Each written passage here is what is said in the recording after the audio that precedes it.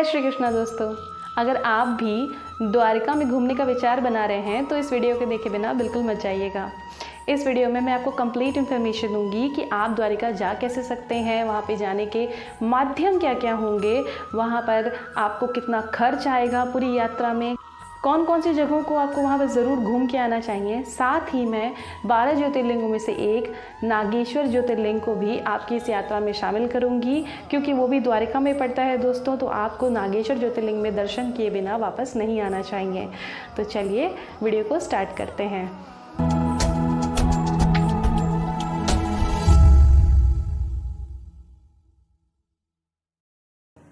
द्वारका गुजरात राज्य के देवभूमि द्वारका जिले में स्थित है। यह पश्चिम में समुद्र के किनारे बसी हुई नगरी है। हिंदू धर्म ग्रंथों के अनुसार भगवान श्री कृष्ण ने इसे स्वयं बसाया था।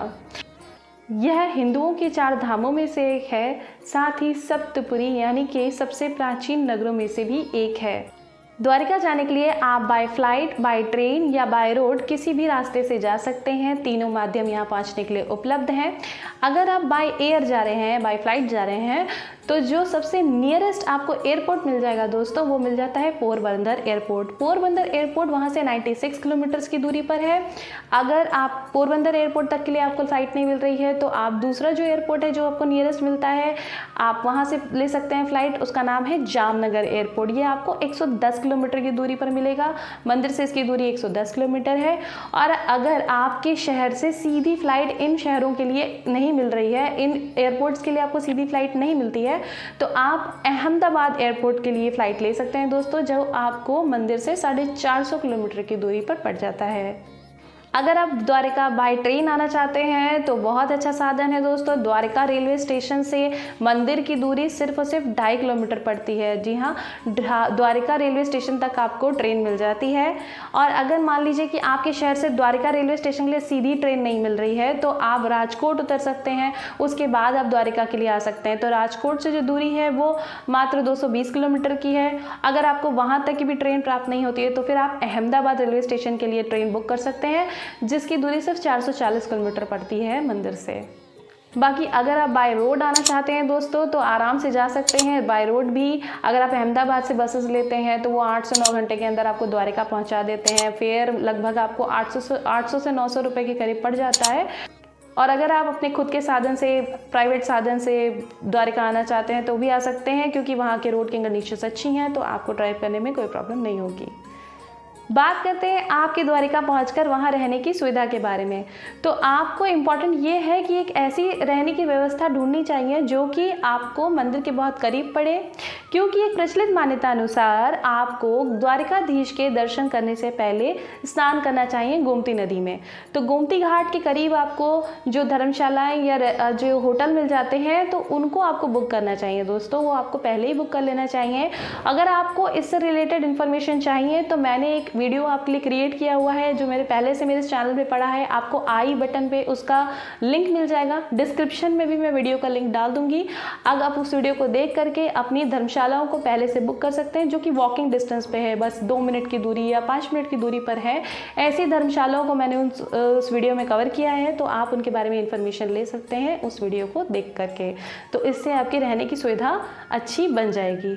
जिन धर्मशालाओं को मैंने उस वीडियो में कवर किया है उनमें आपको 300 रुपये से फैमिली रूम्स शुरू हो जाते हैं। 300 रुपये से आपको फैमिली रूम्स मिलते हैं। ऐसी धर्मशालाओं को मैंने कवर किया है। बात करते हैं द्वारिका में भोजन की व्यवस्था के बारे में। तो दोस्तों, आपको भोजन के लिए हर थोड़ी देर पर रास्ते में कहीं ना कहीं अच्छे भोजनालय आपको प्राप्त हो जाते हैं, जहाँ पर आप भोजन कर सकते हैं।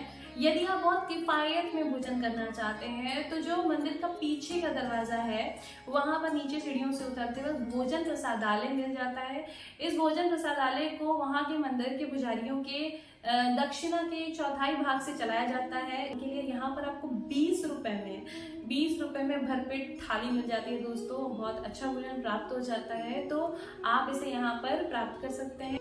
और अगर आप इस भोजन प्रसादालय में भोजन नहीं करना चाहते दोस्तों, तो आपको मैं एक बहुत ही फेमस रेस्टोरेंट के बारे में बताती हूँ, जिसका नाम है श्रीनाथ डाइनिंग हॉल। यहाँ पर आपको 130 रुपये में पूरी एक काठियावाड़ी थाली मिल जाती है। यहाँ पर भोजन आपको बहुत अच्छा मिल जाता है। यहाँ पे जो माँ जी इस रेस्टोरेंट को चलाती है, जो आपका ओनर है, वो आपको बहुत प्यार से बिल्कुल माँ की तरह खाना खिलाती है। बहुत अच्छा, आपको अनलिमिटेड फूड 130 रुपये में पूरी थाली मिलती है। बहुत सारी वैरायटी के ऑप्शंस होते हैं उसके अंदर, आपको खाना बहुत टेस्टी मिलता है। ये जो श्रीनाथ डाइनिंग हॉल है दोस्तों, ये आपको भद्रकाली चौक पे प्राप्त हो जाता है। भगवान श्री कृष्ण को समर्पित द्वारिकाधीश मंदिर द्वारिका का प्रसिद्ध मंदिर है, जो कि लगभग 2700 साल पुराना है दोस्तों। भगवान श्री कृष्ण का यह भव्य मंदिर अपनी नक्काशीदार बनावट और प्राचीन सुंदरता के लिए काफ़ी मशहूर है। 5 मंजिला इमारत और 72 स्तंभों से बना यह मंदिर पर्यटकों के आकर्षण का एक मुख्य केंद्र है। मंदिर के अंदर भगवान श्री कृष्ण का पूरा परिवार है, जिनमें माता देवकी हैं, द्वारिकाधीश की मूर्ति के पीछे उनकी पत्नियां हैं, जिनको रानी वास कहा जाता है। उनके लेफ्ट साइड पे आपको बलराम जी की मूर्ति मिलती है और उनके राइट साइड पे आपको उनके पुत्र एवं पौत्र प्रद्युम्न और अनिरुद्ध की मूर्ति मिल जाती है। बात करते हैं मंदिर के टाइमिंग्स के बारे में। तो मंदिर सुबह 6 बजे से लेकर दिन में 1 बजे तक दर्शन के लिए खुला रहता है। 1 बजे से लेकर शाम को 5 बजे तक मंदिर बंद रहता है। उसके बाद शाम को 5 बजे से लेकर रात को 9:30 बजे तक मंदिर दर्शन के लिए खुला रहता है दोस्तों। तो द्वारिकाधीश में मंदिर के प्रवेश के पहले आपको कुछ इंपॉर्टेंट पॉइंट्स हैं जो पता होने चाहिए। कुछ इंपॉर्टेंट पॉइंट्स हैं जिसको हम डिस्कस कर लेते हैं। द्वारिका में कृष्णा की वहाँ के राजा के रूप में पूजा होती है, तो उनकी सारी व्यवस्था भी उसी प्रकार है दोस्तों। सुबह 6:30 बजे मंगला आरती के साथ कृष्णा को जगाया जाता है। उसके बाद 10:30 बजे उनको श्रृंगार आरती में सजाया जाता है, उनका श्रृंगार किया जाता है। दोपहर में विश्राम के बाद शाम को 7:30 बजे संध्या आरती होती है उनकी। उसके बाद रात को शयन आरती में 8:30 बजे उनकी आरती करके उन्हें सुलाया जाता है। ये डिफरेंट टाइमिंग्स है। इन आरती के समय में आप उस आरती में शामिल हो सकते हैं। मंदिर में अगर आपको आरती में अंदर जाना है तो थोड़ा पहले चले जाइए, जैसे कि टाइमिंग्स है उससे आधे घंटे पहले चले जाइए, जिससे आपको भीड़ का सामना नहीं करना पड़ेगा। मंदिर के अंदर किसी भी प्रकार का गैजेट, कोई भी इलेक्ट्रॉनिक डिवाइस, कुछ भी लगेज आपका बिल्कुल भी अलाउड नहीं है। आप उसे अंदर नहीं ले जा सकते। तो यहाँ तक कि आपकी कार की कीज भी आप अंदर नहीं ले जा सकते, तो उसे आपको मंदिर परिसर में ही लॉकर रूम्स मिल जाते हैं, उसमें आप जमा कर सकते हैं। तो इन चीज़ों का आपको ख्याल रखना चाहिए मंदिर में जाने से पहले। अब बात करते हैं कि आप द्वारिकाधीश के मंदिर के अलावा और कहाँ जा सकते हैं दर्शन करने के लिए या घूमने के लिए। तो जो पहला डेस्टिनेशन है जिसके बारे में हम बात करेंगे दोस्तों, उसका नाम है द्वारका बीच। जैसा कि आपको पता ही है कि द्वारिकाधीश जी का मंदिर समुद्र के किनारे बसा हुआ है, इसलिए आपको मंदिर से सटे हुए एक बहुत ही खूबसूरत सा बीच देखने को मिल जाता है। समुद्र का किनारा होता है, आप वहाँ पर शांति से बैठ कर के आराम से समुद्र के उस खूबसूरत नज़ारे को एंजॉय कर सकते हैं। बहुत सारी एक्टिविटीज़ भी वहाँ पर होती हैं, जैसे कैमल राइडिंग, हॉर्स राइडिंग, तो आप उन एक्टिविटीज़ को भी कर सकते हैं। बहुत ही खूबसूरत समुद्र का किनारा आपको देखने को मिलता है, तो आपको वहाँ पे ज़रूर एंजॉय करना चाहिए। बात करते हैं हमारे अगले डेस्टिनेशन की, जो कि है पंचकुई। पंचकुई तीर्थ दोस्तों, यहाँ इसका आपको जो रेलेवेंस है वो सिर्फ और सिर्फ धार्मिक नहीं है, ये पुरातात्विक महत्व भी रखता है। और इस द्वीप पर आपको महाभारत के से संबंध रखने वाले 5 पांडवों से नाम से 5 कुएं मिल जाते हैं, इसीलिए इस जगह का नाम पंचकुई है। इस कुओं का जो पानी है दोस्तों, वहाँ पे समुद्र के खारे पानी होने के बावजूद इन कुओं का पानी कभी भी खारा नहीं है, बहुत मीठा पानी होता है। दूसरी चीज ये, इनका जल स्तर कभी गिरता नहीं। इसके अलावा आपको पंचकुई तीर्थ में मंदिर मिल जाता है, आपको एक पेड़ मिल जाता है जिसके नीचे आपको दुर्वासा ऋषि का एक मूर्ति स्थापित मिल जाती है, तो इसे आपको जरूर घूमना चाहिए। अब बात करते हैं हमारे अगले डेस्टिनेशन की, जिसका नाम है रुक्मणी देवी जी का मंदिर। रुक्मणी देवी जो कि द्वारिकाधीश की पटरानी है, उनका मंदिर द्वारिकाधीश के मंदिर से 2 किलोमीटर की दूरी पर बसा हुआ है। ऐसी मान्यता है दोस्तों कि यदि आपने रुक्मणी देवी के दर्शन नहीं किए तो आपकी 4 धाम की यात्रा संपूर्ण नहीं मानी जाती है। आपको यात्रा का संपूर्ण फल पाने के लिए रुक्मणी माता के मंदिर में दर्शन करने के लिए ज़रूर जाना चाहिए। बात करते हैं हमारे अगले डेस्टिनेशन की, जो कि रुक्मणी देवी के मंदिर से सिर्फ 3 किलोमीटर की दूरी पर पड़ता है दोस्तों। इसका नाम है बड़केश्वर महादेव का शिवलिंग। यह बड़केश्वर महादेव का जो शिवलिंग का मंदिर है, यह स्वयंभू शिवलिंग है यहाँ पर दोस्तों।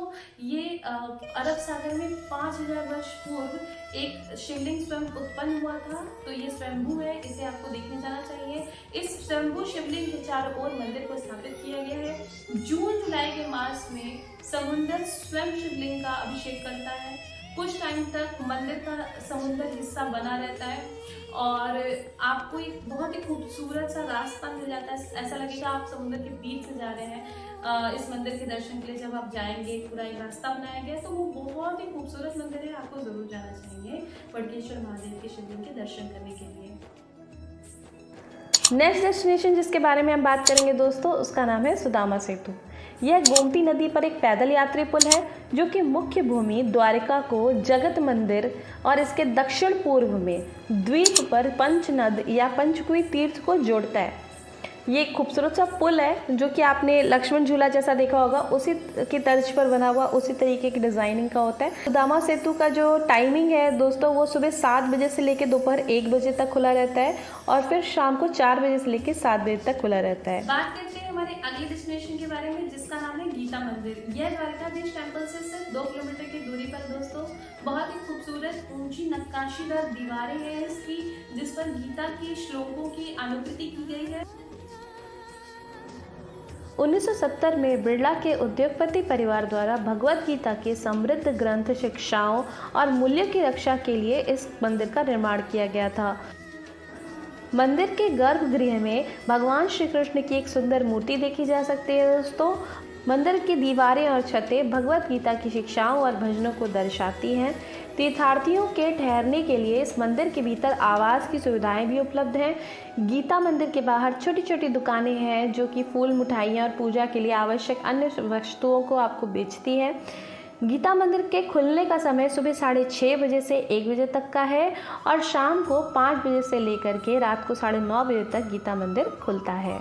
तो आपको गीता मंदिर दर्शन करने के लिए ज़रूर जाना चाहिए।